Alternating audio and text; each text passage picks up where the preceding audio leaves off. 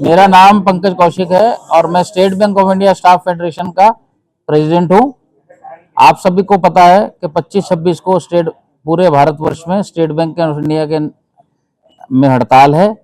उन हड़ताल के जो हमारे महत्वपूर्ण मुद्दे हैं, उन मुद्दों में पहला मुद्दा है कि रिक्रूटमेंट ऑफ मैसेंजर्स, दूसरा रिक्रूटमेंट ऑफ आर्म गार्ड्स, सुरक्षा के लिए, स्टाफ की सुरक्षा भी और कस्टमर की सुरक्षा के लिए भी।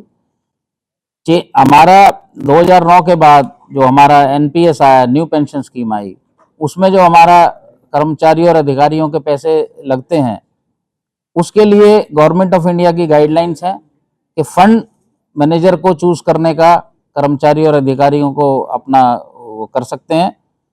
हम चाहते हैं कि गवर्नमेंट ऑफ इंडिया की गाइडलाइंस को लागू करे बैंक और हमारे कर्मचारियों और अधिकारियों को चुनने की अनुमति दे। इंटर सर्कल ट्रांसफर है, हमारे यहाँ 2019 के बाद के जो बच्चे भर्ती हुए, उनकी स्टेट चेंज ना होने की एक पॉलिसी बैंक ने बना दी, जिसकी वजह से बड़ी दिक्कत आ रही है।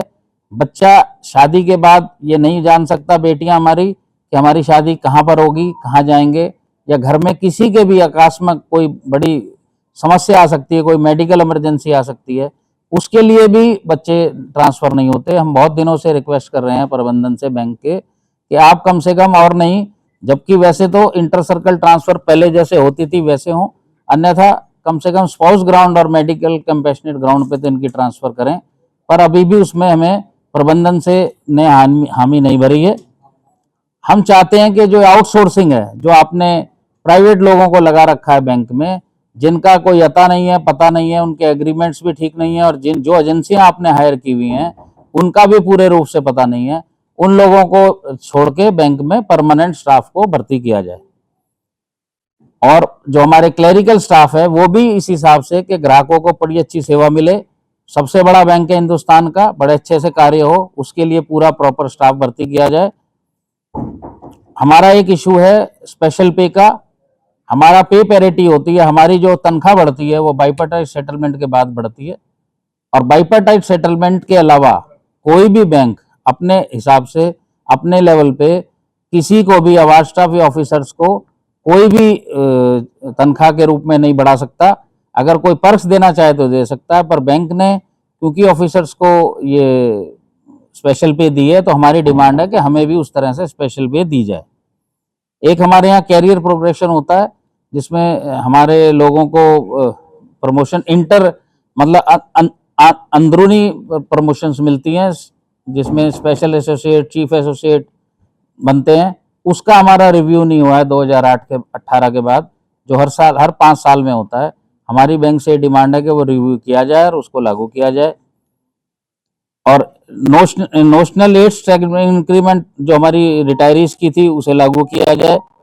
हमारी फिजिकल कंसल्टेशन का एक एग्रीमेंट हुआ था 12 में। हम चाहते हैं कि 15/7/2024 की जो हमारा एग्रीमेंट हुआ था, उसको कंसल्टेशन तब से दिए जाएं, उस समय से। हमारी मेडिकल इंप्रूवमेंट रिम्बर्समेंट जो है अवार्ड स्टाफ की बहुत कम है। हम चाहते हैं कि वो ऑफिसर्स के एट पार हो और हमारे भी 100% रिम्बर्समेंट हो। हमारा एचआरएमएस में बहुत जबरदस्त इशू आए हुए हैं। हमारा एचआरएमएस था, बहुत अच्छा चलता था, बहुत अच्छा कार्य होता था। इन्होंने बीच में उसका सॉफ्टवेयर चेंज कर दिया, जिसकी वजह से बहुत दिक्कतें आ रही हैं, बड़ी परेशानी आ रही है। और सबसे हैरानी की बात यह है कि जब भी आप किसी चीज को, किसी ऐसे उसको एनहेंस करते हो, तो आप जितना वो पुराना काम कर रहा था उससे आगे की एनहेंसमेंट करते हो, उससे बढ़ा के नया सॉफ्टवेयर लेते हो। पर हमें ये नहीं समझ में आया कि बैंक ने जो एचआरएमएस लिया है, ये तो वो भी काम नहीं कर पा रहा, उनमें भी परेशानी हमारे लोगों को आ रही है, जो हम अब तक सुचारू रूप से कर रहे थे। और एचआरएमएस की वजह से हमारे लोगों को समय पे उनका पैसा नहीं मिलता, उनकी प्रमोशन नहीं मिलती, उनका कन्फर्मेशन लेटर नहीं मिलता। इन चीज़ों की बड़ी दिक्कतें आती हैं और रोज इसकी परेशानी को हम साल भर से पूरा झेल रहे हैं स्टेट बैंक में।